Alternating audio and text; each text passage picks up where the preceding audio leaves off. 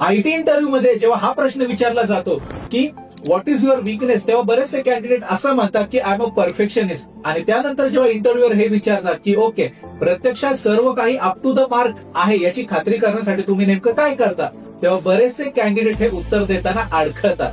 So welcome to crack your dream IT interview in 21 days series day 11.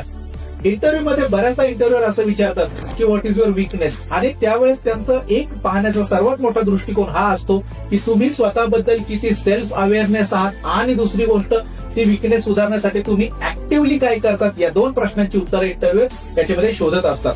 त्याच्यामुळे एक example म्हणून या क्वेश्चनला answer करताना तुम्ही असं म्हणू शकता की मी लहान डिटेल्स वरती खूप जास्त फोकस करतो, म्हणून मी क्वालिटी आणि इफिशियन्सी याचा बॅलन्स राखण्यासाठी प्रत्येक टास्क साठी एक सेपरेट टाइमलाईन सेट करण्याची सुरुवात केलेली आहे.